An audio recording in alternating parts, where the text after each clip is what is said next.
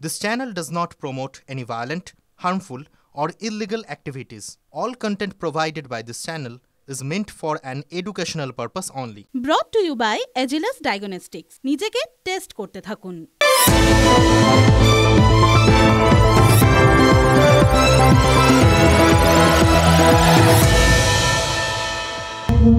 ঘরের কাছে নিঃশ্বাস ফেলছে আততায়ী, মানুষ কি টের পায়?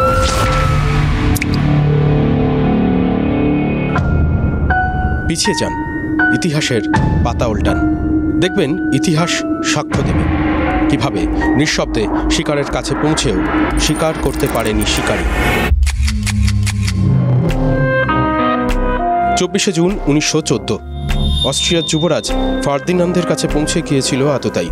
ফার্দিনান্দ ও তার স্ত্রী সোফিয়া তখন বসনিয়ার রাজধানী সারাজেভোতে।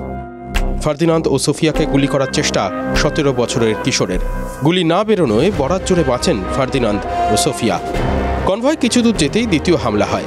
19 বছরের এক আততায়ী এ যাত্রা সফল হয় অবশ্য। ফার্দিনান্দ ও সোফিয়ার মৃত্যুই প্রথম বিশ্বযুদ্ধের অনুঘটক। ফার্দিনান্দ ও সোফিয়া বেঁচেও বাঁচেননি। প্রথম আততায়ীর বন্দুক জ্যাম হয়ে গেলেও দ্বিতীয় আততায়ী নিশানা ফসকায়নি। বন্দুক বিশ্বাসঘাতকতা করেছে এমন উদাহরণ কিন্তু আরও আছে।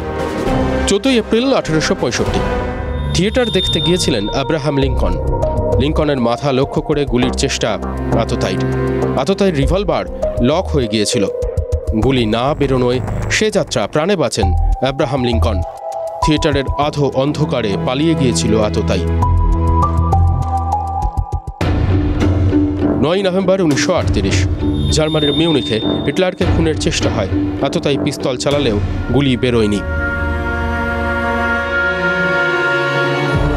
4 এপ্রিল 1968 মার্টিন লুথার কিংকে খুন করে আততায়ী। দ্বিতীয় চেষ্টায় লুথার কিংকে মারতে সফল হয়। খুনের দিন সকালে পরিকল্পনা ব্যর্থ হয়েছিল কেন জানেন? কারণ পিস্তল লক হয়েছে বুঝে চেষ্টাই করেনি খুনি। বেলা গড়ালে দ্বিতীয়বার হামলায় আসে সাফল্য। মোক্ষম সময়ে অস্ত্র কাজ করেনি, জ্যাম হয়ে গেছে বন্দুক। ফলে যারা বেঁচে গেছেন তাদের তালিকায় যেমন বিখ্যাতরা আছেন, তেমনই আছেন বহু নাম না জানা মানুষ। হিটলিস্টে এর পরে যিনি আছেন তার বরাতে কি জোর আছে? মোক্ষম মুহূর্তে বন্দুকের বিশ্বাসঘাতকতা কি তাকেও প্রাণ ভিক্ষা দেবে?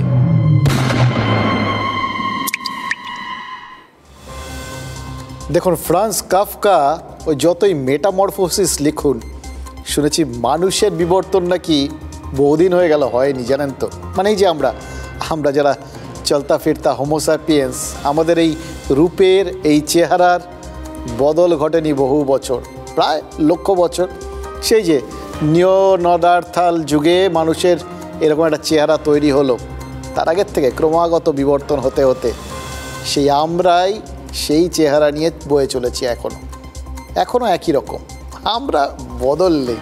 অতএব একটা ব্যাপারে তো নিশ্চিত যে আমাদের কপালের যা সাইজ অস্ট্রিয়ার ওই যুবরাজ বা মার্টিন লুথার কিংয়ের কপালের আয়তনও তো মোটামুটি সেমই ছিল, প্রায় সমান। তা সত্ত্বেও ওদের কপালটা কত চওড়া ভাবুন তো। অস্ট্রিয়ার ওই যুবরাজ ফার্দিনান্দ আর স্ত্রী সোফিয়া, সেখান থেকে শুরু করে মার্টিন লুথার কিং পর্যন্ত ওই যতজনের কথা শুনলেন, তাদের কপাল আর 5 জনের থেকে চওড়া ছিল বলেই তো আততায়ী তাদের একবারের চেষ্টায় খুন করতে পারেনি। এবং এদের মধ্যে একমাত্র হিটলারই হচ্ছেন ব্যতিক্রম। কারণ 1945 সালের 30 এপ্রিল বার্লিনের বাংকারে হিটলার আত্মহত্যা করেন। তাকে আততায়ীরা মারতে পারেনি, তিনি নিজের রিভলভার থেকে গুলি চালিয়েছিলেন। এই একটা ঘটনাই শুধু একটু ব্যতিক্রম, জানেন তো?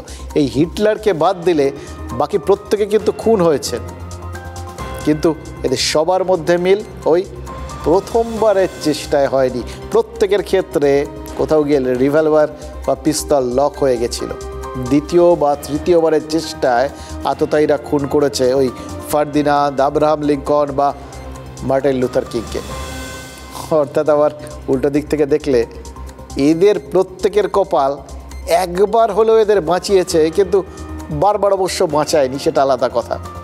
কিন্তু ভাবুন তো একবার, ঘাড়ের কাছে চলে এসছে আততায়ী, ট্রিগারে চাপ দিয়েছে পিস্তল বার করে, কিন্তু ফাট, গুলি বেরোলো না। পিস্তল বা রিভলভার জ্যাম হয়ে গেছে। সত্যি কথা বলছি, এরকম ঘটনা না যতবার বইতে পড়েছি ততবার ভেবেছি, আরে বাপরে বাপ, কি কপাল এদের। আর একটা কথা ভেবেছি, এই আততায়ীগুলো কি একটু আনাড়ি? মানে এইরকম হাই প্রোফাইল লোকজনকে মারতে যাচ্ছে, আগে একবার অস্ত্রটা চেক করে নেবে তো। এখন বুঝেছি, জানেন তো, বন্দুক হাতে থাকলেও আততায়ীর যে কখন আক্কেল গুরুম হয়ে যাবে, মানে বন্দুকের গুরুম বেরোনোর বদলে, সেটা আগে ভাগে কেউ বলতে পারে না। আমাদের মানে ওই বললাম হোমোস্যাপিয়েন্সের চেহারার বিবর্তন হয়নি, কিন্তু মানুষের হাতিয়ার তার কি পরিমাণ বিবর্তন হয়েছে একবার ভেবে দেখুন। সেই কবের থেকে আজ পর্যন্ত অস্ত্রগুলো তো মানে একদম আমূল বদলে গেছে।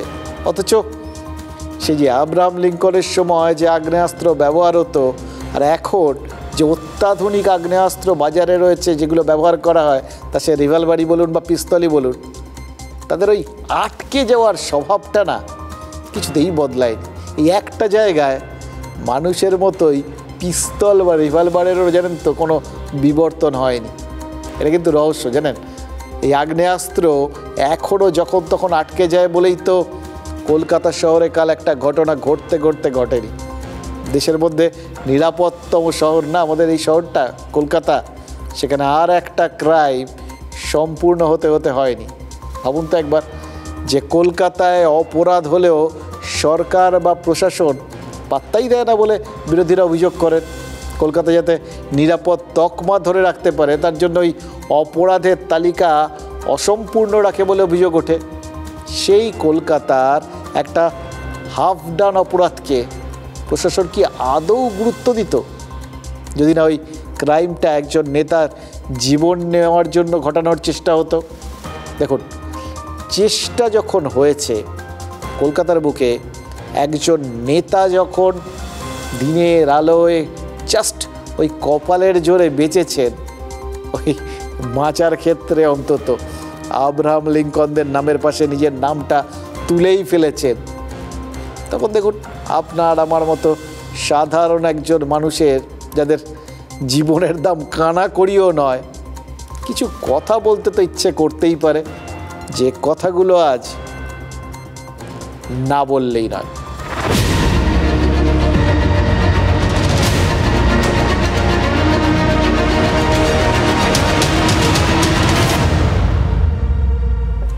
বাঙালি আত্মঘাতী জাত, কথাটা বলেছিলেন নীরদ সি চৌধুরী, নীরদ চন্দ্র চৌধুরী।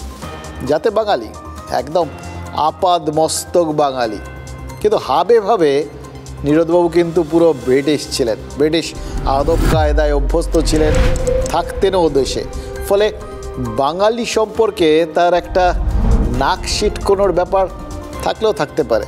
এবার দেখুন, তিনি কি বলতেন সেই কথাটা বাস্তব কিনা, মুখের ওপর সবসময় সত্যি কথা বলা যায় কিনা, এটা তো একদিক।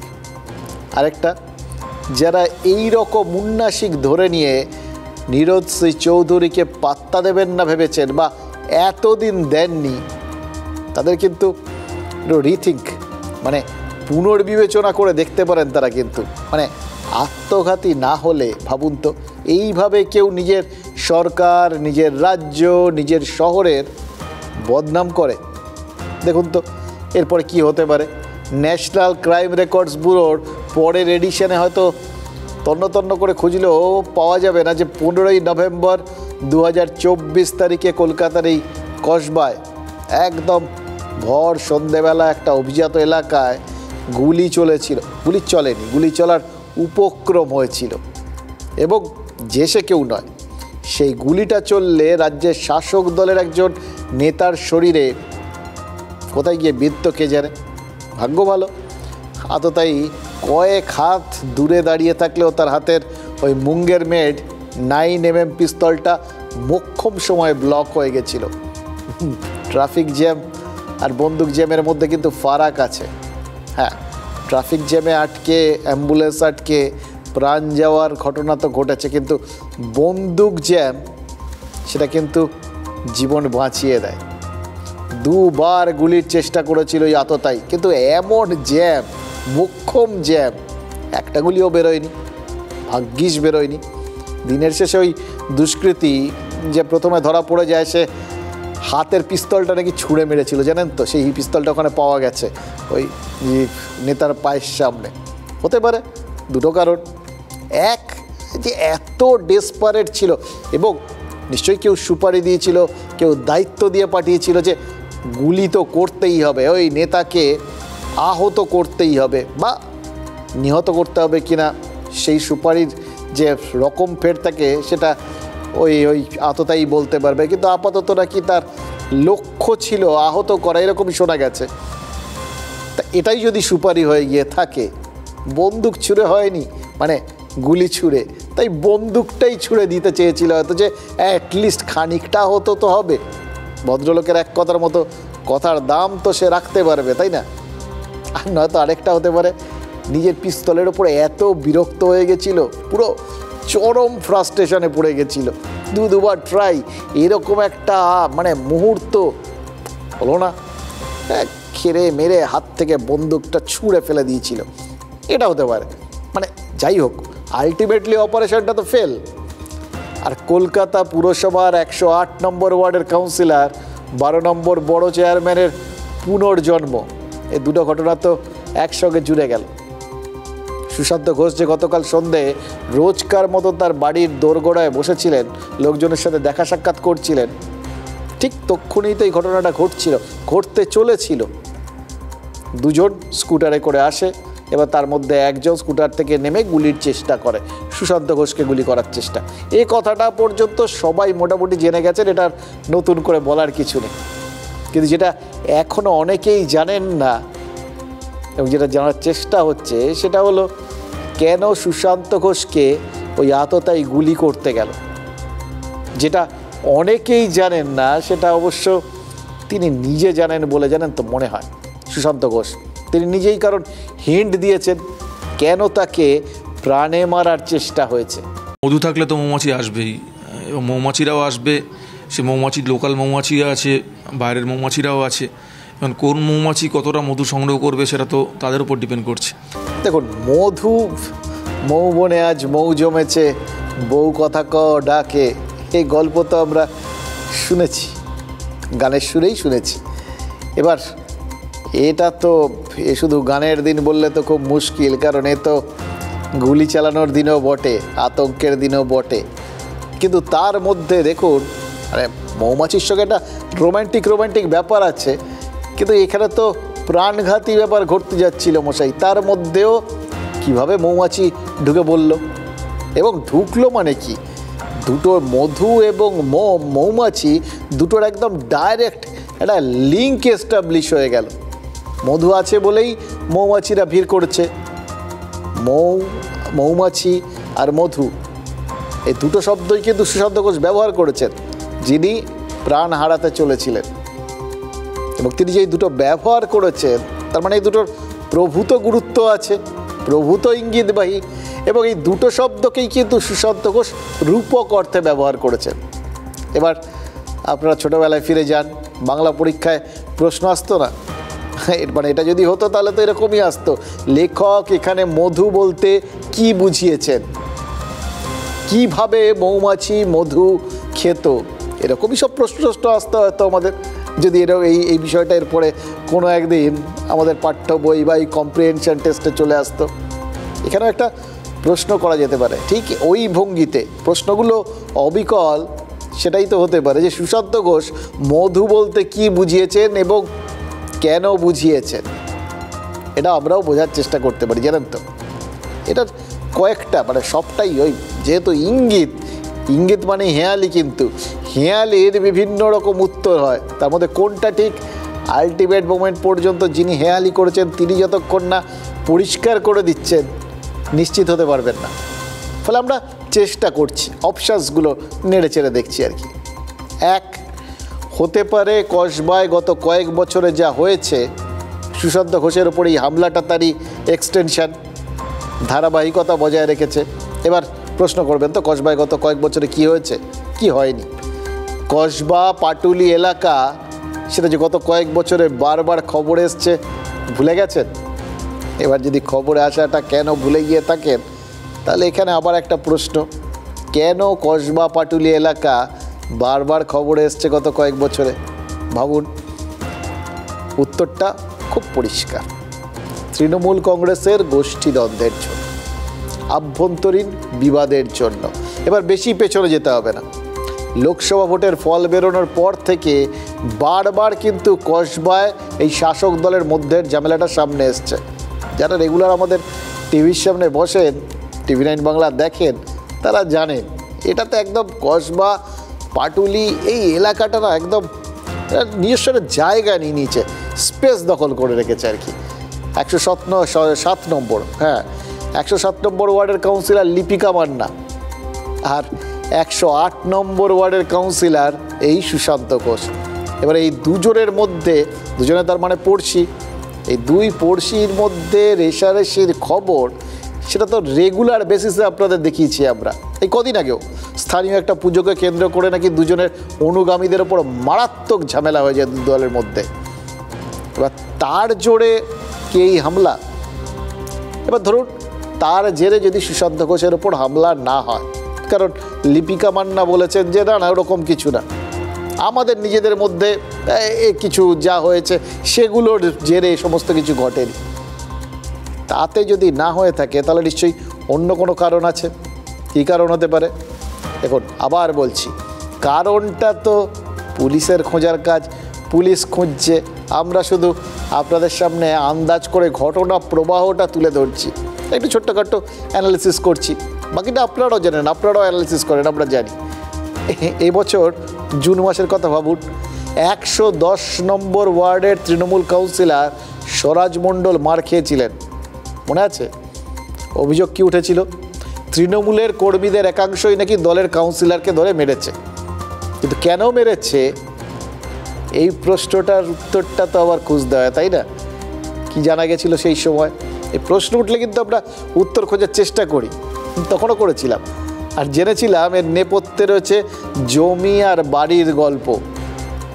এবার জমি আর বাড়ি একসঙ্গে, তার একটা ইন্টারেস্টিং যোগ আছে, কারণ ওই যে বাড়ি যদি পুরনো হয়, বাড়ি ভাঙা পড়লে সেটাও কিন্তু জমি হয়ে যায়। সুতরাং আলটিমেটলি পুরোটাই জমির গল্প, এভাবেও দেখতে পারেন। কসবা এলাকায় কিন্তু জমির কোনো অভাব নেই, জমি যখন আছে তখন জমি দখলের গল্পও আছে।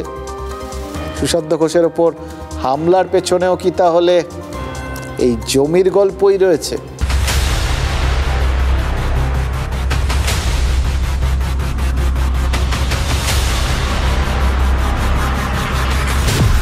কেন গুলি কাউন্সিলরকে?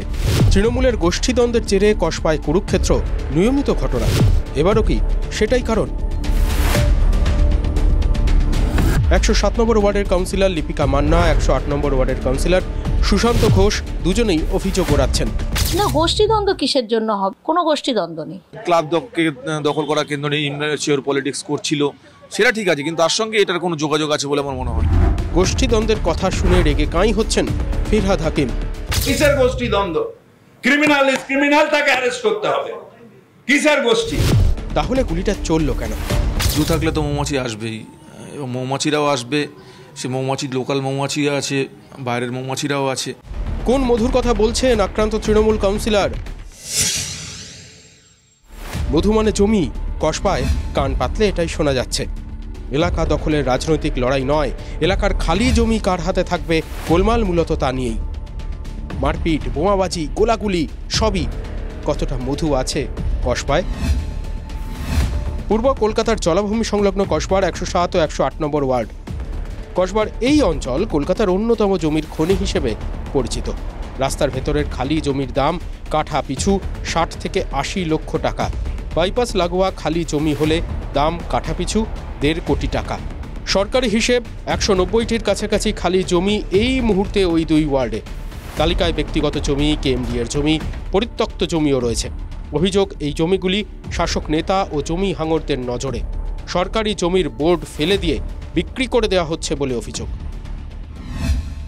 পুরসভার বিল্ডিং বিভাগের তথ্যই বলছে দ্রুত বদলে যাচ্ছে কসবা। একের পর এক বহুতল উঠছে। গত কয়েক বছরে 25টির কাছাকাছি বিলাসবহুল আবাসন তৈরি হয়েছে কসবায়। জমি, বাড়ি, ফ্ল্যাট, আবাসন মানে সিন্ডিকেটের স্বর্গরাজ্য। কোটি কোটি টাকার লেনদেন, বোমা, গুলিতাই নিয়মিত ঘটনা হয়ে দাঁড়িয়েছে। জমি জিরেতেই গোলমালের বীজ। ধৃত আফরোজ খানের দাবি অন্তত তাই। सुशांत घोष गुंडा है, जगह दखल किया है तो मारा। 2000 स्क्वायर फीट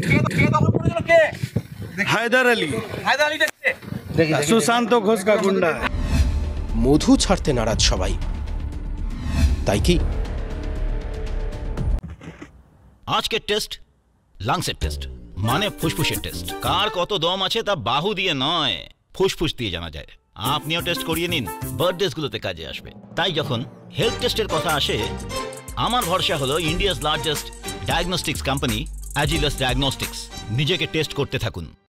দেখুন, সুশান্ত ঘোষকে তৃণমূলের গোষ্ঠীদ্বন্দ্ব বা জমি জমা সংক্রান্ত গোলমালের কারণে খুন করার চেষ্টা হয়েছে কিনা সেটা তদন্ত সাপেক্ষ।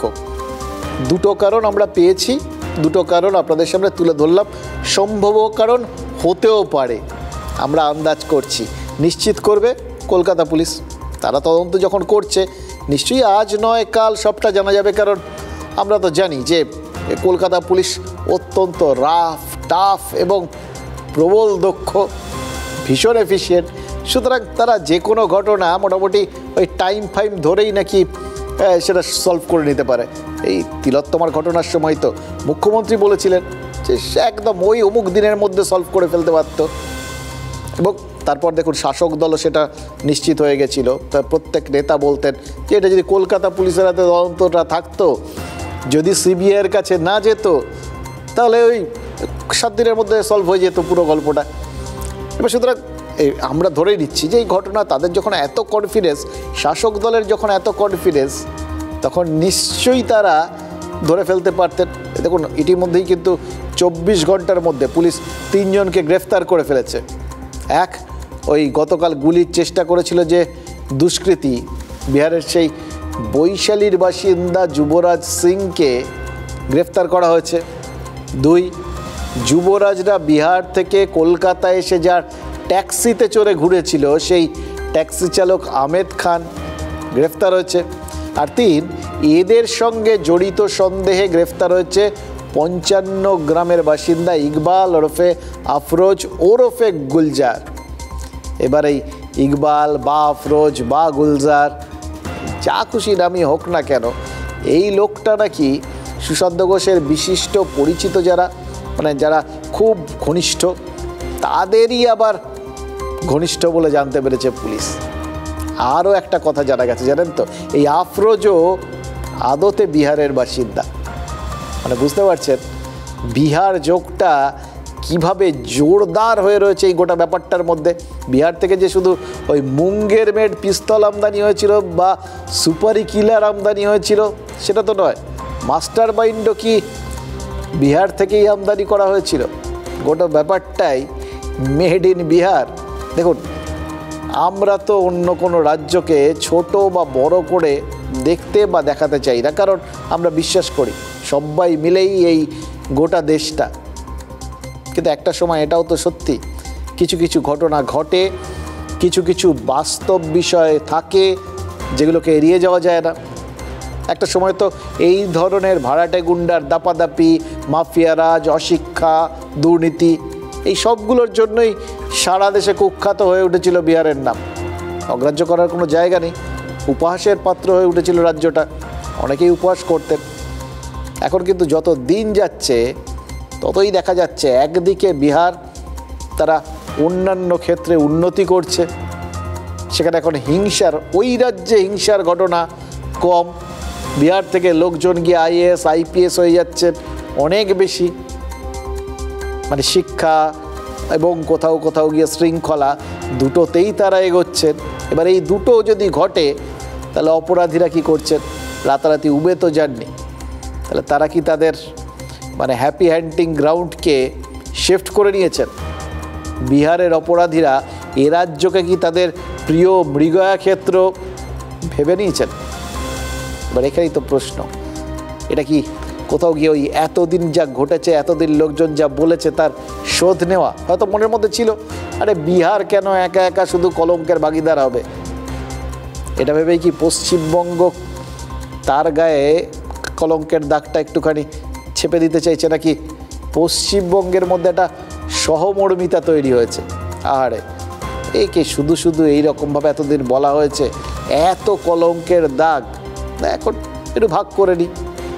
তাই কি পশ্চিমবঙ্গ এই অপরাধের অংশীদার হতে চাইছে? যদি তাই হয় তাহলে তো আমাদেরও জানা দরকার এর পেছনে কারা রয়েছেন, কাদের জন্য বিহারের এই অপরাধ জগতের সঙ্গে বারবার বাংলার নামটা জড়িয়ে যাচ্ছে। কারণ এই যে ট্যাপ কেলেঙ্কারি বা এই অতীতে বিভিন্ন জায়গায় ডাকাতি বা এই যে বারবার সুপারি কিলারদের আনাগোনা, সব কিছুতেই তো বিহারের নাম। ট্যাপ কেলেঙ্কারি সাম্প্রতিকতম, এখানকার তদন্ত চলছে। সেখানে জানা যাচ্ছে যে যাবতীয় রাজ্যের তরুণের স্বপ্ন প্রকল্পের টাকা সেটা নাকি এই যেভাবে ঘুরিয়ে নিয়ে কি বলবেন, হ্যাকিং হয়েছে বা চুরি হয়েছে বা জালিয়াতি হয়েছে, যাই হয়েছে, বা সোজা কথায় বাংলার ভাড়ারে, সরকারের ভাড়ারে শীত কাটা হয়েছে, সেগুলো নাকি সব বিহারে চলে গেছে। এবার প্রশ্ন হচ্ছে কিভাবে এটা হচ্ছে। কসবায় দাঁড়িয়ে কলকাতার পুলিশ কমিশনার মনোজ বর্মা বলেছেন তারাও এই সমস্ত প্রশ্নের উত্তরই খুঁজছেন। আরও একটা উত্তর তো আমরাও খুঁজছি, জানেন তো।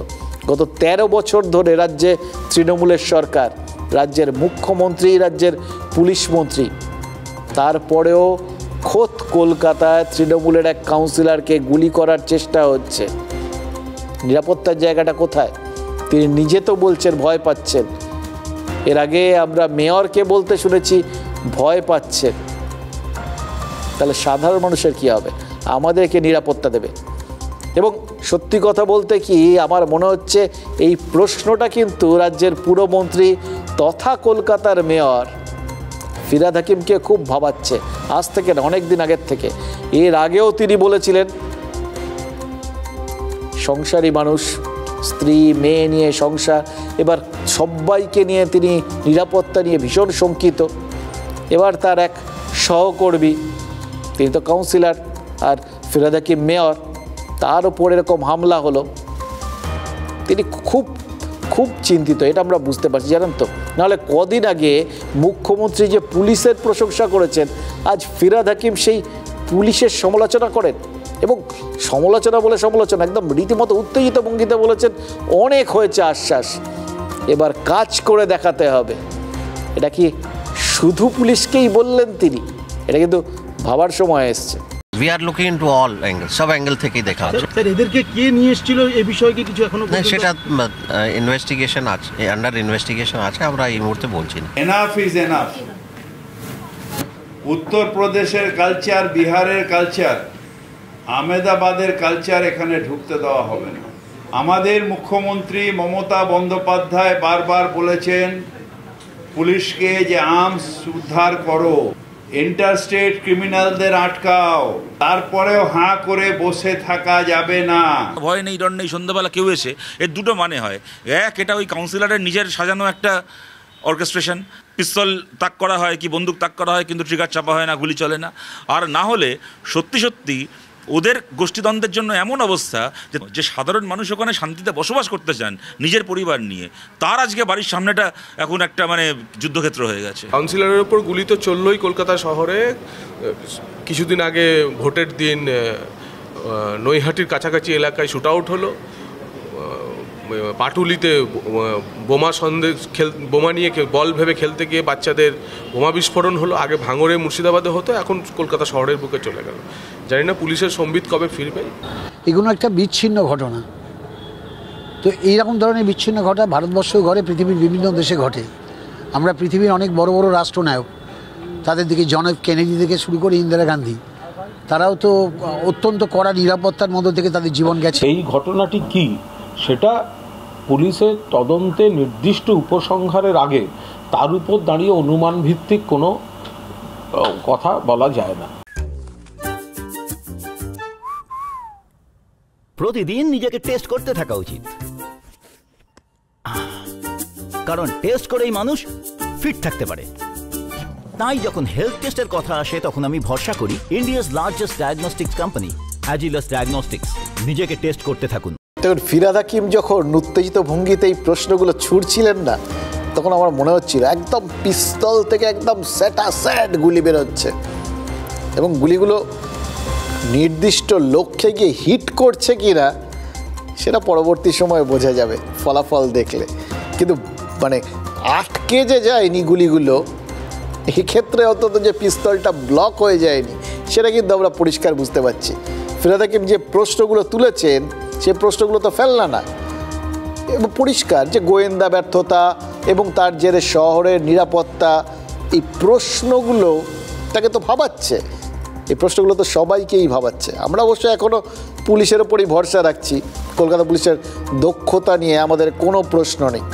তারপরেও মনোজ বর্মা রয়েছেন, এক্সপিরিয়েন্সড অফিসার, কাউকে রেয়াত করেন না। দেখুন, বিরোধীদের সমালোচনা থাকবেই, কিন্তু তা বলে মনোজ বর্মার এক্সপিরিয়েন্সটা, তার অভিজ্ঞতা, তার দাপট, এগুলোকে তো অস্বীকার করা যাবে না। এর আগে তিনি যখন ব্যারাকপুরের পুলিশ কমিশনার ছিলেন তখন কিন্তু সেখানে সমস্ত শ্যুট আউট কোনো ব্যাপার নয়, সব ট্যাকেল করে এসছেন। ফলে তার বডি ল্যাঙ্গুয়েজে একটা কনফিডেন্স যে থাকবে, আত্মবিশ্বাসের ছাপ থাকবে, এটা খুব স্বাভাবিক। আর তাছাড়া বিনীত গোয়েল পুলিশ কমিশনার থাকাকালীন কলকাতা পুলিশের সদর দফতরে গিয়ে যেহেতু ওই জুনিয়র ডাক্তাররা শিরদাঁড়া প্রতিস্থাপন করে দিয়ে এসেছিলেন, সেহেতু কোথাও গিয়ে পুলিশের ভেতরে যে একটা রোখ তৈরি হবে সেটা আমরা কিন্তু এক্সপেক্ট করতে পারি। সব কিছুরই তো একটা কার্যকারণ সম্পর্ক থাকে। সুতরাং এইটা ভাবা যায় যে তারা এবার নিজেদের জায়গাটা পোক্ত করার চেষ্টা করবেন, যাতে এইভাবে কথায় কথায় পুরমন্ত্রী বা কলকাতার মেয়র তারা আঙুলগুলো না তুলতে পারেন। সম্ভবত সেই জন্যেই এতটা কনফিডেন্টলি না এইভাবে বলছিলেন মনোজ বর্মা। আর পুলিশের এই কনফিডেন্স দেখে সুশান্ত ঘোষও মনে হচ্ছে নিজে কনফিডেন্স পেয়েছেন, জানেন তো। কারণ গতকাল হামলা হওয়ার পর তৃণমূল কাউন্সিলর বলেছিলেন তিনি রাজনীতি ছেড়ে দেবেন বলে ভাবনা চিন্তা করছেন। মানে সোজা বাংলায় একটা ভয়ের ছাপ ছিল। দেখুন, অস্বীকার করে তো লাভ নেই, এবং এটার মধ্যে কোনো অস্বাভাবিক কিছুও না। চোখের সামনে একজন এলো, পিস্তল তুলে গুলি করলো, ফর দ্যাট মোমেন্ট প্রত্যেকেই কিন্তু ইষ্টনাম জপেন। ইনফ্যাক্ট ইষ্টনাম জপতেও অনেকে ভুলে যান, এর মধ্যে কোনো অস্বাভাবিকত্ব নেই। কিন্তু তারপর ঠান্ডা মাথায় এই কনফিডেন্ট চেহারাগুলো দেখে, এবং হয়তো কনফিডেন্স দেওয়া কয়েকটা ফোন পেয়ে, কোনটা বেশি এফেক্টিভ জানি না, কিন্তু দুটোই তো ভোকাল, মানে ভোকাল টনিক পেয়ে আর কি তিনি আজ বলেছেন রাজনীতি ছাড়ার প্রশ্নই নেই। আর এটা সুকান্তর টোনে বলেছেন, যে এই সুকান্ত মজুমদার না, সুকান্ত ভট্টাচার্য, প্রাণপণে সরাবো পৃথিবীর জঞ্জাল, এইরকম একটা টোন আর কি তার কথায় বলেছেন। কসবার থেকে এই সমস্ত অপরাধকে তিনি মুছে দিতে চান। আচ্ছা, আবার সেই প্রশ্নটায় ফিরে যাই, শুধু পুলিশকে দেখেই, পুলিশের ভোকাল টনিকে এই সুশান্ত ঘোষ এতটা মনের জোর ফিরে পেলেন? কাল রাতে যিনি ভয় পেয়েছিলেন তিনি আজ এরকম অকুত ভয় হয়ে উঠলেন, সেটা কি শুধু পুলিশের ভরসায়, নাকি আর যেটা বললাম ওই দুটো ফোন, একটা মমতা বন্দ্যোপাধ্যায়ের আর একটা অভিষেক বন্দ্যোপাধ্যায়, এই দুটো ফোনই কি তাকে বেশি কনফিডেন্ট করে দিল? দেখুন, মমতা বন্দ্যোপাধ্যায় তিনি কিন্তু পুলিশ মন্ত্রীও বটেন, সুতরাং এই গোটা বিষয়টা মানে মনোজ বর্মার আত্মবিশ্বাস, মমতা বন্দ্যোপাধ্যায়ের ফোন, এটাকে পুরোটা একটা পুলিশ এড বলে আপনারা ধরতে পারেন। তাহলে উল্টো দিকে থাকেন শুধু অভিষেক বন্দ্যোপাধ্যায়। এবার কোন জায়গার থেকে এই হারানো আত্মবিশ্বাসটা তিনি ফিরে পেয়েছেন, এটা কিন্তু ভেবে দেখার বিষয়। আরও একটা জিনিস আছে, যদি মমতা বন্দ্যোপাধ্যায় এবং অভিষেক বন্দ্যোপাধ্যায়ের ফোন আসার বিষয়টাকেই শুধু ধরেন, তাহলে তারা তো দলের শীর্ষ নেতৃত্ব। শীর্ষ নেতৃত্বের হাত যদি মাথায় থাকে, তারা যদি বরাভয় দেন, তাহলে কি কেউ দলের অন্য কোনো গোষ্ঠীকে আদৌ ভয় পায়? অভিষেক বন্দ্যোপাধ্যায় কালকে বলছেন আমি নিজে দেখছি ঘটনাটা। হ্যাঁ, মুখ্যমন্ত্রী ফোন করেছে, মেয়ে 15 মিনিটের মধ্যে আমাকে ফোন করে বলে, ড্যাডি অনেক হয়েছে, এবার থামতে হবে, আমি সেই পরিস্থিতিতে দাঁড়িয়ে তৎক্ষণিক বলেছিলাম যে না, আমাকে ভাবতে হবে আমি রাজনীতি করবো কিনা। কিন্তু পরবর্তীকালে রাত্রিবেলা আমি পরিবারের সঙ্গে আলোচনা করেছিলাম, ভয় পেয়ে যদি চলে যাই তাহলে এই দুর্বৃত্তায়ন আরও মাথাচাড়া দিয়ে উঠবে। পলিটিক্যাল ছেলে ভয়ের চোটে পালিয়ে যায় না, যারা গুলি নিয়ে আসে তারা কাপুরুষ। 1996 সাল জানেন, কম্পিউটারের সাথে দাবা খেলেছিলেন কিংবদন্তি গ্যারি কাসপারভ। ফিলাডেলফিয়ায় সেই খেলাতে যন্ত্রকে কিন্তু মানব হারিয়ে দিয়েছিল, কাসপারভ জিতেছিলেন। নিউ ইয়র্কে জিতেছিল কিন্তু আবার ওই ডিপ ব্লু কম্পিউটার, অর্থাৎ কোথাও গিয়ে প্রতিশোধ নিয়েছিল। এবার ওই যে যন্ত্র মানবকে হারালো, সেই কম্পিউটারের জয়ের রেস ধরেই আজকের এই আর্টিফিশিয়াল ইন্টেলিজেন্সের বাড়বড়ন্ত, সেটা তখন টেস্টিং পর্যায়ে ছিল। এই যে স্বয়ং মুখ্যমন্ত্রী আজকাল কথায় কথায় বলেন না, এআই চক্রান্ত হচ্ছে, এআই চক্রান্ত হচ্ছে, এগুলো সব কিছু শুরু সেই সময় থেকে। তবে সেটা অন্য খাতের বিতর্ক, ওই ব্যাপারটায় না ঢুকলেই ভালো। কিন্তু কাসপারভ আর কম্পিউটারের এই লড়াইকে নিয়ে সংবাদ মাধ্যমে হেডলাইন যেটা হয়েছিল সেটা কিন্তু খুব ইন্টারেস্টিং লাগছে, মনে পড়ছে এখনও। কার্বন বনাম সিলিকন। দেখুন, মানব দেহের মৌলিক গঠনে কার্বন থাকে, আর কম্পিউটারের মস্তিষ্ক তৈরি হয় সিলিকন দিয়ে, তাই ওই হেডলাইন। আজ বোলপুরের রামকৃষ্ণ রোডে ভিকিরবাদ দুর্গাপুজো কমিটি একটা পোস্টার দিয়েছে, জানেন তো? সেই পোস্টারে কি লেখা আছে জানেন? একটা অসাধারণ ছবি, একটা দাপুটে মানুষের ছবি, আর তার সঙ্গে লেখা বীরভূমের লৌহ মানব কেষ্টদাকে সুস্বাগতম। ভাবুন তো, সর্দার বল্লভভাই প্যাটেলকে বলা হতো লৌহ পুরুষ, বিজেপি লাল কৃষ্ণ আদবানিকেও লৌহ পুরুষ বলে। সেখানে বোলপুরের দুর্গাপুজো কমিটি অনুব্রত মণ্ডলকে লৌহ মানব বলেছে। কিন্তু দেখুন, এটা তো ঘটনা, লৌহ মানব বললেও তার মানব সত্তাটা যে পৌরুষময় তাতে তো আর কোনো সন্দেহ নেই, এটা নিয়ে সবাই নিঃসন্দেহ। সুতরাং অনুব্রত মণ্ডলের মধ্যে যে বোলপুর দেশের লেটেস্ট লৌহ পুরুষকে খুঁজে পেয়েছে তাতে কোনো সন্দেহ নেই। আশ্চর্য হওয়ারই বা কী আছে? ওই বললাম, ভাবনা চিন্তা তো থেমে নেই, ওটা তো বদলাচ্ছে সময়ের সঙ্গে সঙ্গে। নিউ ইয়র্কের ওই খবরের কাগজটা যেটা ওই হেডলাইনটা করেছিল, তারা যদি আজ বোলপুরে তৃণমূলের পার্টি অফিসে যেত, কি হেডলাইন করতো একবার ভেবে দেখুন। Iron versus human. আয়রন মানে এক্ষেত্রে অনুব্রত মণ্ডল, আর হিউম্যান কাজল শেখ। আজ অনুব্রত মণ্ডল আর কাজল শেখ তারা কিন্তু মুখোমুখি হয়েছিলেন। তেল, জল, এই সমস্ত উদাহরণ কিন্তু এক্ষেত্রে চলবে না, পরিষ্কার হয়ে গেছে, লোহা চলে এসছে ব্যাপারটার মধ্যে। দেখুন, কাজল শেখ বীরভূমের তৃণমূলের কোর কমিটির মেম্বার এবং বীরভূমের জেলা সভাধিপতি, এই দুটো জায়গা তার রয়েছে। আর অনুব্রত মণ্ডল, তিনি বীরভূমের তৃণমূলের জেলা সভাপতি ছিলেন এবং তার সঙ্গে আজ থেকে কোর কমিটির মেম্বার। এবার দেখুন, এই বিষয়টার জন্য তো 1 ঘন্টার রুদ্ধদ্বার বৈঠকের কোনো প্রয়োজন ছিল না, যেটা হলো।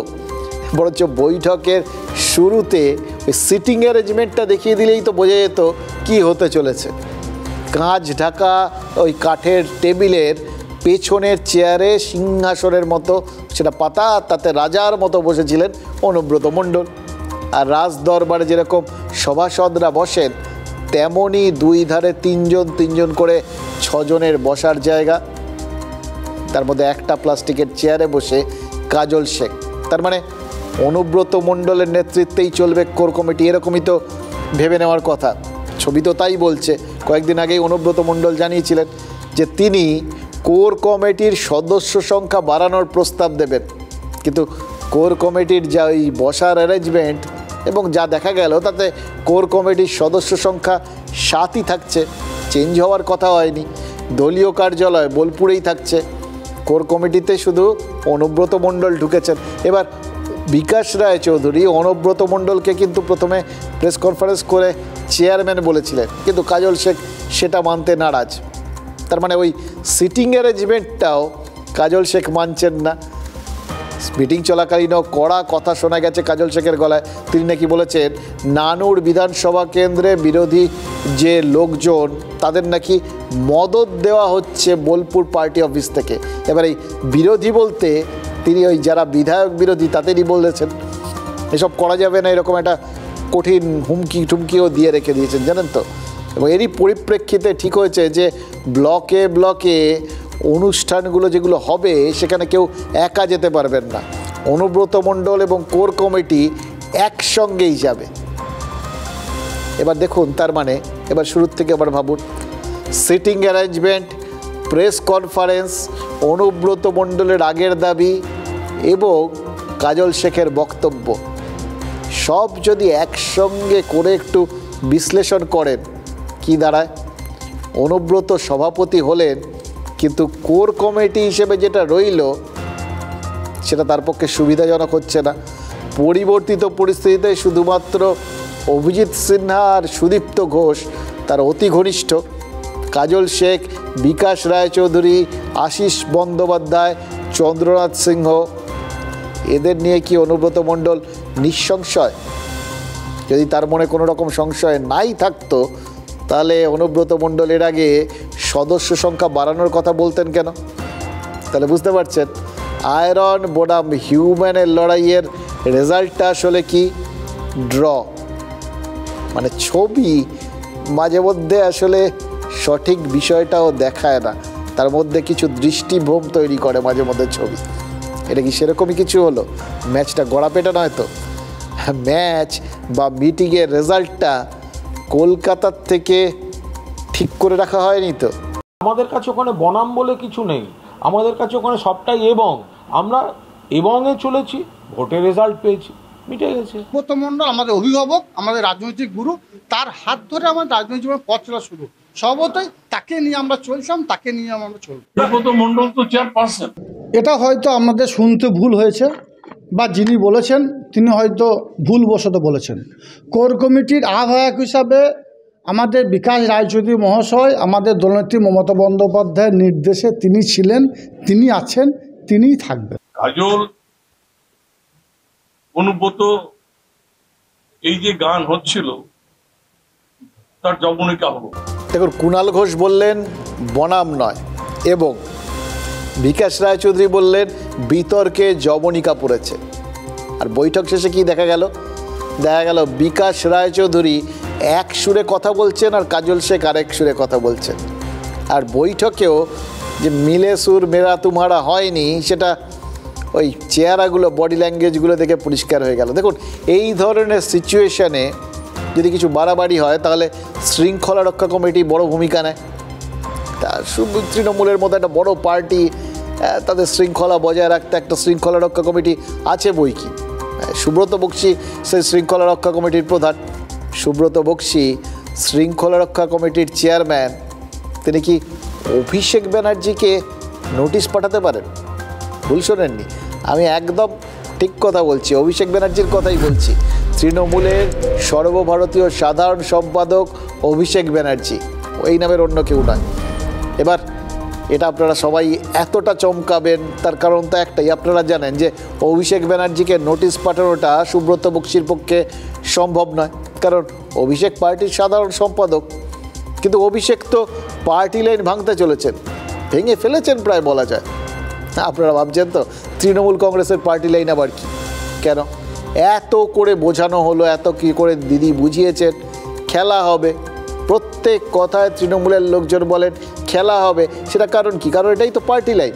2021-এর বিধানসভা নির্বাচনে এই স্লোগানটা শুরু করেছিল তৃণমূল। আর মমতা বন্দ্যোপাধ্যায় যখন চোট পেয়েছিলেন তখন তো পোস্টার পড়েছিল ভাঙা পায়ে খেলা হবে। সেই পার্টি লাইনটা তারা কিন্তু এমনি জায়গার থেকে পাননি আর কি। লোকে বলেন এটা খানিকটা ইম্পোর্ট করা হয়েছিল, আমদানি করা হয়েছিল এদেশ নয় বিদেশ থেকে, কিন্তু সেটা আলাদা কথা। মোটামুটি জানা গেছিল এই লাইনটা ওই ভোট কুশলী প্রশান্ত কিশোর তৈরি করে দিয়েছিলেন বা এনে দিয়েছিলেন। যাই হোক, যাকে অভিষেকই নবান্নে নিয়ে গেছিলেন, সেই অভিষেকই কিন্তু পার্টি লাইনটা বদলে দিলেন, অন্তত নিজের মাঠে। তৃণমূল বলছে খেলা হবে আর অভিষেক বলছেন খেলা হবে না, মানে তাই তো করেছেন। ডায়মন্ড হারবার কাপ এবার হবে না, মানে ফুটবল টুর্নামেন্ট বাতিল মানে খেলা বাতিল। খেলায় কি কোথাও ফাউল প্লে দেখতে পেয়েছেন অভিষেক বন্দ্যোপাধ্যায়? না না, আসলে খেলাটাই মনে হচ্ছে ফাউল হয়ে গেছে। এখন একইভাবে যদি ওই রকম পা চালানো খেলা চালিয়ে যেতে হয় তাহলে পাবলিকও হয়তো পাটা হার্ড ট্যাকেল করে ফেলে দিতে পারে, তারাও পা চালাতে পারে। অভিষেক কি তাই ডায়মন্ড হারবার কাপটা বাতিল করে ডায়মন্ড হারবার জুড়ে এই বিনামূল্যে স্বাস্থ্য শিবিরের আয়োজন করবেন বলে ঠিক করলেন গোটা পরিস্থিতিটা কন্ট্রোলে আনতে? দেখুন, ডিসেম্বর আর জানুয়ারি মাস জুড়ে ভোটারদের ফ্রি হেলথ চেক আপ হবে এবং ফুটবল টুর্নামেন্ট আয়োজন করতে যে খরচ পড়ে সেই টাকা স্বাস্থ্য শিবিরে খরচ করা হবে। তার আগে 30শে নভেম্বর সমন্বয় অডিটোরিয়ামে 1000 ডাক্তারের সঙ্গে বৈঠক করবেন অভিষেক বন্দ্যোপাধ্যায়। সরকারি, বেসরকারি, সিনিয়র, জুনিয়র সব মিলে 1000 ডাক্তার। দায়িত্বে কে থাকবেন? তৃণমূল কংগ্রেসের চিকিৎসক নেতা শান্তনু সেন। এবার দেখুন, প্রত্যেকটা সিলেকশন কিন্তু চোখে পড়ার মতো এবং প্রত্যেকটা সিলেকশন ইঙ্গিতবাহী। গোটা বিষয়টা কোথায় হচ্ছে? ডায়মন্ড হারবারে। ডায়মন্ড হারবার কোথায়? অভিষেকের খাস তালু, যেখান থেকে অভিষেক সব কিছু বার্তা দেওয়া শুরু করে কাজের মাধ্যমে। দ্বিতীয়ত, শান্তনু সেন। তিলোত্তম আন্দোলনের সময় এই শান্তনু সেনই তো বারবার সন্দীপ ঘোষ আর থ্রেট কালচারের বিরুদ্ধে সরব হয়েছিলেন। তৃণমূলের তরফে মুখপাত্রের পদ থেকে সেই সময় শান্তনু সেনকে সরিয়ে দেওয়া হয়, কিন্তু ইদানিং কিন্তু দেখা যাচ্ছে আবার তৃণমূলের লোগো দেওয়া ব্যানারের সামনে বসে দলের বক্তব্য জানাচ্ছেন শান্তনু সেন। সুতরাং তিনি পুনর্বহাল হয়েছেন বলে ধরতে হবে। আর পুনর্বহাল শুধু নয়, একদম স্ট্র্যাটেজিক অ্যাপয়েন্টমেন্ট। শান্তনু সেনের অনুপস্থিতির সময় নকল বুদির গড় রক্ষা করেছিলেন কে? একা কুম্ভ কুণাল ঘোষ। তিনিও কিন্তু অভিষেকের ঘনিষ্ঠ, প্রবল ঘনিষ্ঠ। সোশ্যাল মিডিয়ায় লিখেছেন তিনি অভিষেককে তিনি ভালোবাসেন, অভিষেক একদিন বাংলার মুখ্যমন্ত্রী হবেন। এত কিছু করেছেন এবং পুরস্কৃত হয়েছেন। তার যে পদ চলে গেছিল সেই পদ তিনি ফিরে পেয়েছেন, সাধারণ সম্পাদক।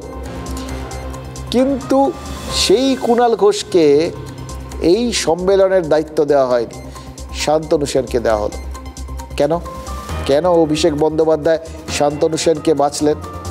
শান্তনু সেন নিজে ডাক্তার বলে, নাকি শান্তনু সেন সন্দীপ ঘোষ আর থ্রেট কালচারের বিরুদ্ধে প্রতিবাদী ছিলেন বলে? তার মানে কি? মানে অভিষেক বন্দ্যোপাধ্যায় আসলে বার্তাটা দিতে চাইছেন তাদের যারা ওই সন্দীপ ঘোষ আর তার দলবলের বিরুদ্ধে প্রতিবাদী হয়ে উঠেছিলেন, আন্দোলনে নেমেছিলেন। সন্দীপ ঘোষ তার দলবলের বিরুদ্ধে আন্দোলনের জন্য নামা মানেই তো কোথাও গিয়ে তিলোত্তমার সুবিচারের জন্য পথে নামা ডাক্তাররা, জুনিয়র ডাক্তাররা, আন্দোলনরত জুনিয়র ডাক্তাররা। তাহলে কি তাদেরই কোথাও গিয়ে বার্তা দিতে চাইছেন এই অভিষেক বন্দ্যোপাধ্যায়? উদ্যোগটা সেই জন্যে, মানে কোথাও এই জুনিয়র ডাক্তারদের হ্যান্ডেল করায় ফাউল প্লে হয়েছিল, ভুল হয়ে গেছিল বিলকুল, এটাই বোঝাতে চাইছেন। সেইটাই এখন সামলানো। আরও একটা জিনিস, একটা ডাক্তারদের এত বড় সমন্বয় অডিটোরিয়ামে ভিড়, তার মধ্যে সন্দীপপন্থীরাও ভিড় জমিয়েছেন। এই বক্তব্য বিরোধীরা রাখতেই পারতেন, কিন্তু এই অপবাদটা তার মানে কিছুতেই গায়ে মাখতে চান না অভিষেক বন্দ্যোপাধ্যায়। দেখুন, তিলোত্তমার দেহ উদ্ধার থেকে রাত দখলের রাতে আরজি করে হাসপাতালে হামলা, প্রত্যেকবার অভিষেক কিন্তু ডাক্তারদের পক্ষ নিয়েছেন, রাজ্যের স্বাস্থ্য ব্যবস্থার পাঁক থেকে দূরে থেকেছেন। কিন্তু সেটা তো তার একটা অবস্থান ছিল। তিনি কি নিজের অবস্থানটা ওই যাবতীয় গোলযোগ থেকে সরিয়ে নিষ্কণ্টক বা কালিমাহীন করে রাখছিলেন এই আজকের দিনটার জন্যে, যখন গোটা বিষয়টায় কোথাও গিয়ে মনে হবে যে সরকার নিজে অন্তত অস্বস্তিতে রয়েছে এবং তার প্রভাব পড়ছে দলের ওপর, দলের ভাবমূর্তিতে, তখন তিনি নিজের শক্ত অবস্থান থেকে সেই জায়গাটা সামলাবেন। দেখুন, রাজ্য মেডিকেল কাউন্সিলে নথিভুক্ত ডাক্তারের সংখ্যা প্রায় 1 লক্ষ, আর তার মধ্যে সরকারি ক্ষেত্রে অ্যাক্টিভ চিকিৎসক মাত্র 19,000। অভিষেক কিন্তু সরকারি বেসরকারি মিলিয়ে 1000 ডাক্তারকে ডেকেছেন। তার মানে কারা আসবেন সেখানে? যারা স্বাস্থ্য ভবনে ধর্ণা দিলেন, ধর্ণতলায় অনশন করলেন, কালীঘাটে বৈঠক করলেন, তাদেরও ওখানে কি আসার সম্ভাবনা থাকবে? অভিষেক কি সেটাই চান? কোনো চিকিৎসক সংগঠনের সঙ্গে বসতে চাননি, প্রথম কথা। এটা হচ্ছে ওনার দলীয় স্তরে একটা সভা ডেকেছেন, যারা আমন্ত্রিত তারা যাবে, তারাই যাদের আমন্ত্রণ করেছে তারাই যেতে চাইছে না। ওনার দলের সমর্থক যারা ছিল তারাই যেতে চাইছে না, তাই জন্য হচ্ছে যে অন্যদের দিয়ে লোক ভরাবে এবং হুমকি দিতে হচ্ছে যে না এলে পরে ট্রান্সফার হবে, না এলে পরে এই হবে সেই হবে, মারধর হবে, এইসব বলছেন। দ্বিতীয়ত যেটা হচ্ছে যে উনি যে চাকরি প্রার্থীদের সাথে দেখা করেছিলেন, এসএসসি চাকরি প্রার্থীদের, তারা চাকরি পেয়েছেন? পাননি তো। কোনো দুর্নীতি বন্ধ হয়েছে তো? কিছুই হয়নি। একটা জিনিস মনে হচ্ছে জানেন তো, অভিষেক যদি ফুটবল টুর্নামেন্টটা বন্ধ করে পাবজি টুর্নামেন্ট করতেন, আজকের দিনে কিন্তু বিরাট সাড়া পেতেন। সেটা না করে তিনি যে স্বাস্থ্য শিবির করছেন, এটার জন্য তার একটা তারিফ প্রাপ্য। কারণ এটা তো কোথাও গিয়ে মানুষের কাজে লাগে। আমাদের রাজ্যে রাজনৈতিক কর্মসূচির সঙ্গে একটা ওই কোথাও গিয়ে মানুষের জন্য কিছু হচ্ছে এরকম একটা ভাব সবসময় কিন্তু জুড়ে দেওয়ার চেষ্টা হয়। তার মধ্যে একমাত্র এফেক্টিভ হচ্ছে রক্তদান শিবির, ডাইরেক্টলি মানুষের কাজে লাগে। কিন্তু অন্যান্য রাজ্যে কিন্তু এই ব্যাপারটা নেই, জানেন তো। ওখানে অনেক রাজ্যে ওই চটুল নাচ গানের জলসার আয়োজন করা হয়, এগুলো রাজনৈতিক দলগুলোই করে। তাদেরও একই উদ্দেশ্য, কোথাও গিয়ে জনসংযোগ। কিন্তু এখানে অন্তত যেগুলো হয় তার মধ্যে কিছু কিছু ভালো জিনিস আছে, অস্বীকার করার কোনো জায়গা নেই। এবার অভিষেক যখন কাজটা ভালো করছেন তখন প্রথমেই তার একটা প্রশংসা প্রাপ্য। এবার উদ্দেশ্যটা নিয়ে একটু আলোচনা হোক। চিকিৎসক সম্মেলনের নাম কি? হেলথ ফর অল, মানে ডায়মন্ড হারবারের সব নাগরিকের জন্য স্বাস্থ্য শিবির। এটার আরেকটা মানেও হয় স্বাস্থ্যে সকলের অধিকার, সবার জন্যে স্বাস্থ্য। তার মানে স্বাস্থ্য ব্যবস্থাটা শুধু কয়েকজনের কুক্ষিগত নয়। এই কথাটা তো আন্দোলনকারী জুনিয়র ডাক্তাররাও বলেছিলেন। থ্রেড কালচার আর উত্তরবঙ্গ লবির বিরুদ্ধে আঙুল তুলে এই কথাটাই তো তারা বারবার বলেছিলেন। আর এই কথাটাই তো আবার পরবর্তী ক্ষেত্রে ওই আন্দোলনকারীদের যে শত্রু গোষ্ঠী, যে জুনিয়র ডাক্তার, তারাও বলেছিলেন। তারাও পাল্টা থ্রেড কালচারের অভিযোগ তুলেছিলেন। এবার তার মানে দেখুন, যে কথাটা অভিষেক বললেন, যে স্লোগানটা তুললেন এই 30শে নভেম্বর সমন্বয় সভাঘরে, তিনি কি এমনভাবে গোটা ব্যাপারটা প্লেস করবেন যেটা সব পক্ষেরই মনের কথা হয়? এটা যদি হয় তাহলে আরেকটা জিনিস হবে, আন্দোলনটা কি আরেকটা টুকরোয় ভেঙে যাবে এবং বাংলার ভোটারদের কাছে বার্তা যাবে এই তিলোত্তমার আন্দোলনকারীরা যা বলছেন সেটাই সব ডাক্তারের মত নয়। আরও ডাক্তার রয়েছেন, তারাও ওই আসলে কিন্তু একই কথা বলছেন, তাদের বক্তব্য শোনা জরুরি। কি বুঝলেন? এটাও কি রাবড়ি রাজনীতি? তলার থেকে কল্যাণ বন্দ্যোপাধ্যায় আর কুণাল ঘোষরা গণগণে আগুনের মতো অভিযোগের মানে কি বলবো লেলিহান শিখা উগরবেন, আর ওপর থেকে অভিষেক হেমন্তের শীতল বাতাসের মতো হাওয়া দেবেন, যাতে ফুটন্ত দুধের ওপর মোটা করে সর পড়ে যায়, একেবারে জমে ক্ষীর। আর সেই ক্ষীরে একটা ফোঁটা চোনার বন্দোবস্তও কিন্তু অভিষেক নিজেই করে রেখেছেন। মানে ব্যাপারটাকে বিরোধীরা চোনা হিসেবেই দেখতে চাইবে, সেটা দেখার সুযোগ সেটাও কিন্তু অভিষেক হয়তো হিসেব করেই করে দিয়েছেন। দেখুন, তিনি তৃণমূলের সাধারণ সম্পাদক, রাজ্যের যে কোনো জায়গায় এই আয়োজনটা করতে পারতেন। করেছেন কোথায়? ডায়মন্ড হারবারে। তাতে কি হবে? এই উদ্যোগের গায়ে ডায়মন্ড হারবার মডেল, এই কয়েনেজটা সেটে যাবে। মডেল মানে কি? দৃষ্টান্ত। মডেল মানে কি? আদর্শ। এবার অনুগামীরা বলবেন ডায়মন্ড হারবার পথ দেখায়, অভিষেক আদর্শ। তাই সেটা নিশ্চয়ই তারা চাইছেন, কিন্তু প্রশ্ন তো একটাই, সেটা যদি তাদের মনের কথা হয় তাহলে মমতা বন্দ্যোপাধ্যায় কি? দেখুন, এই প্রশ্নটা তৃণমূলের কেউ তুলবেন না জানি, তোলার প্রশ্নই নেই। তুলবেন কারা? বিরোধীরা। এবার প্রশ্ন হচ্ছে, অভিষেকের যা রাজনৈতিক ম্যাচিউরিটি, তিনি কিন্তু বোঝে যে এই প্রশ্নটা উঠবে, তবে তার জন্য তার কাছে কেউ জবাবদিহি চাইবে না, কিন্তু প্রশ্নটা উঠবে, প্রশ্নটা থাকবে, এবং প্রশ্নটা যে উঠুক, প্রশ্নটা যে থাকুক, সেটাও সম্ভবত অভিষেকই চান। অভিষেক বন্দ্যোপাধ্যায় এখন অধীর হয়ে উঠেছেন যে উনি কখন পিসিকে ল্যাং মেরে ফেলে দিয়ে মুখ্যমন্ত্রী হবেন। তার জন্য উনি এখন ভাবমূর্তি বাড়ানোর জন্য চেষ্টা করছেন। নোবেলটা পাওয়ার একটু বাকি আছে, এরকম ভাবমূর্তি তৈরি করার চেষ্টা করছেন। পার্টিতে যারা ওনার নিজের লোক আছে তাদেরকে আলতো করে বলে দিচ্ছেন যে উপমুখ্যমন্ত্রী করতে হবে।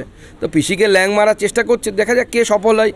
আমরা দেখছি মুরগি লড়াই বাইরে থেকে। দেখুন, হতে পারে ওনার একটাই মডেল রয়েছে, কোনো ডায়মন্ড মডেল, কোনো প্ল্যাটিনাম মডেলের ব্যাপার নেই। ওনার একটাই মডেল রয়েছে, চুরির মডেল। এরপরও কিছু মানুষ, আমরা কদিন আগে শিশু দিবস পেরিয়ে এলাম, এরপরও যারা যারা আমাদেরকে বোঝানোর চেষ্টা করবে যে ভাইপোর সঙ্গে বিজেপির কোনো সেটিং নেই, তাদের সবাইকে শিশু দিবসের শুভেচ্ছা। আচ্ছা, আপনাদের অনেক কিছু তো মনে থাকে, সেই চালুনি আর সূচের কথা নিশ্চয়ই মনে আছে।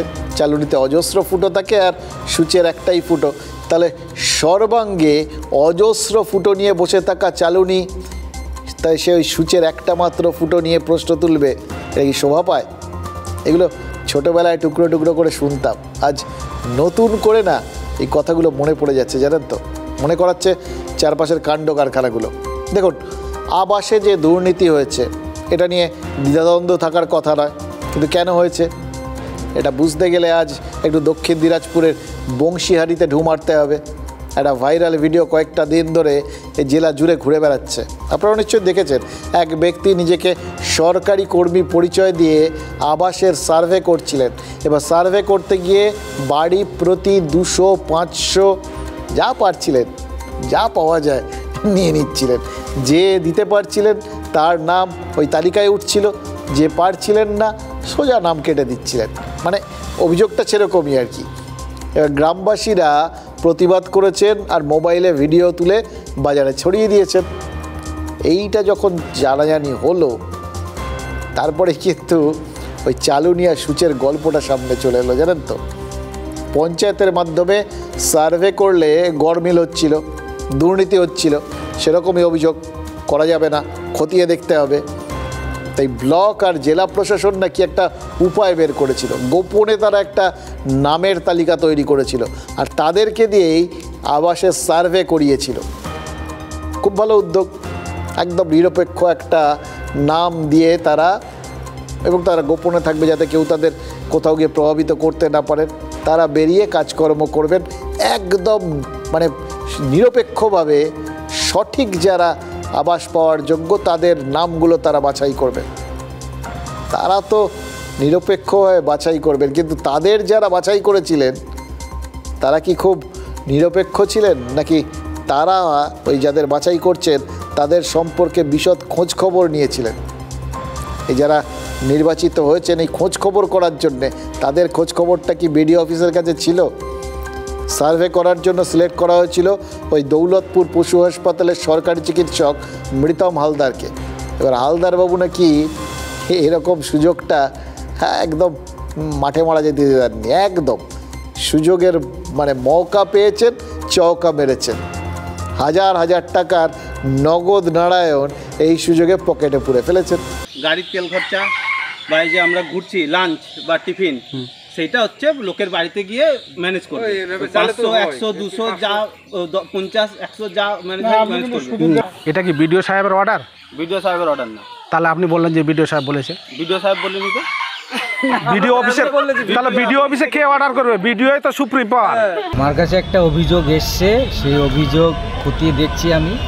তার উপযুক্ত তদন্ত করে যদি উনি এটা করে থাকেন তাহলে প্রয়োজনীয় আইনি ব্যবস্থা যেটা হয় সেটা নেওয়া হবে। আমি ঊর্ধ্বতন কর্তৃপক্ষকেও ব্যাপারটা জানিয়েছি। বলছেন আমার হাতে অনেক কিছু আছে, আমি অনেক কিছু করতে পারি, আমি প্রভাব খাটিয়ে তিনি এই টাকা পয়সাগুলো তুলেছেন, আত্মসাৎ করছেন। এটা যদি কেউ করে থাকে তাহলে তার বিরুদ্ধে তোমাদের কাছে যদি খবর থাকে তোমরা সঙ্গে সঙ্গে প্রশাসনকে তোমরা সংবাদ মাধ্যম জানাও, প্রশাসন সেটা দেখে আইনগত যদি কোনো অপরাধ কোথাও থাকে তাহলে ব্যবস্থা নিয়ে নেবে সঙ্গে সঙ্গে। এর পূর্ণাঙ্গ তদন্ত করলে নিশ্চিতভাবে আমরা মনে করছি এর পিছনে কোনো তৃণমূলের হাত আছে, কেননা শাসক দলের হাত না থাকলে এটা হতে পারে না।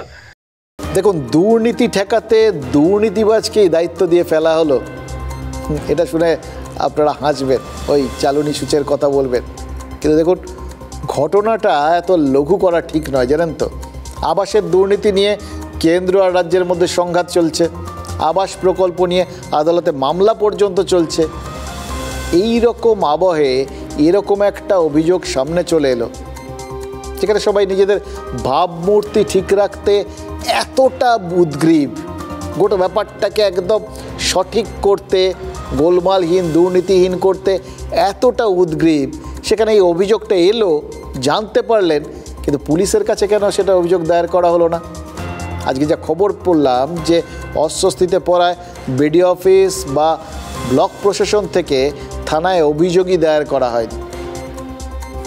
ভিডিওটা ছড়িয়ে পড়ার পর থেকে ওই অভিযুক্তও কিন্তু বেপাত্তা। এবার পঞ্চায়েত যদি সুচ হয়, তাহলে এবার চালুনিটা কে সেটা বুঝতে পারছেন, নাকি সেটা বোঝার জন্যও অন্য কোনো চালুনিকে দায়িত্ব দেওয়া হচ্ছে?